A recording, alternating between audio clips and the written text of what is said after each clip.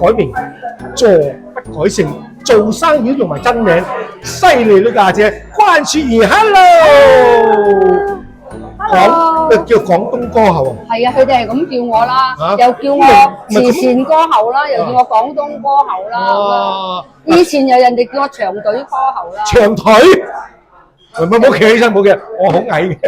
嗱你嗱，關雪兒冇中文嘅，有個招牌上都有嘅。我知，好遠就睇到。係啊，係啦，係啦。用自己嘅名嚟做呢個招牌，呢個我哋廣府人叫咩啊？叫做生招牌啊！係啊！咩叫做生招牌？知唔知啊？係啊！我哋廣府人最用喎，其他呢邊華語啊，生招牌沒有這樣做。係啊，點解叫生招牌？生招牌講呢個你擺出嚟就係咁嘅樣啦。生招牌，生招牌得㗎啦，尤其係可以㗎啦。尤其係靚女啦。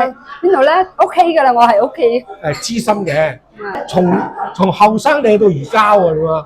但係我覺得我後生嘅時候。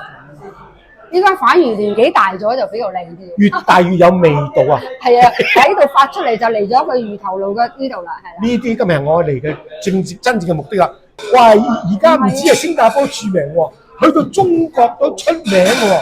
係啊，咁喺30年前咧，我喺中國就有巡迴演唱過26場嘅。出嚟你唔講冇人知喎。係真係冇人知啊！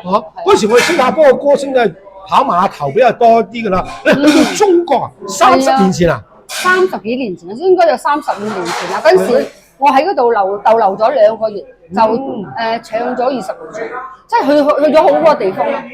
唱咗20幾場，19個省，19個省係啦，19個省就唱咗26場。呢啲我又廣府又叫做架勢堂人馬。呢個魚頭路咧，我真係開咗大概係20幾年。20幾年都20幾年。嗱，呢間咧就啱啱好呢個1月20年啦。係啦，已經開咗20年。20年嘅魚頭路嘅經驗啦。但仲未講你係用咩魚喎？因為你講嘢，所以我冇俾你用石斑，冇俾你食有骨嘅嘢，因為我驚你啃到啊。所以我俾你魚肉啊，白擔魚肉啊。哇，白擔魚肉！因為呢個白擔魚咧，尤其是係星期日啊，係行得最多。因為點講話行得最多咧？因為星期日就比較多 family 啦 ，family day 啦，即係有細佬哥多啦，同埋有老人家多啦。咁通常佢哋都會選擇一啲冇骨嘅魚，所以好奇怪。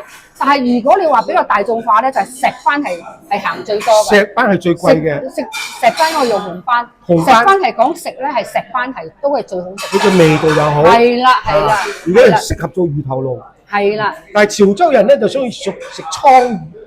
斗倉係正，因為我係食倉魚嘅。啊，呢個一定要食斗倉。兜底倉仲要兜底倉。咩叫兜底？即係兜底咯。兜底。應該兜底倉魚係香港嘅。好多香港客嚟到都食咧，我要食兜底倉啊咁啊！嗱，今日學到嘢啦，兜底倉唔係羅底橙啊！唔知係咪要咁樣兜上嚟，所以叫兜底倉咧？我哋一隻咁樣兜上嚟。我哋講過羅底橙，就係揀剩蔗嗰啲賣剩蔗嗰啲賣剩蔗啊，羅底橙都係冇嘅，但係兜底倉啊係咩咧？好魚嚟㗎，真係靚魚嚟㗎。嗱，咁我選擇呢3種魚。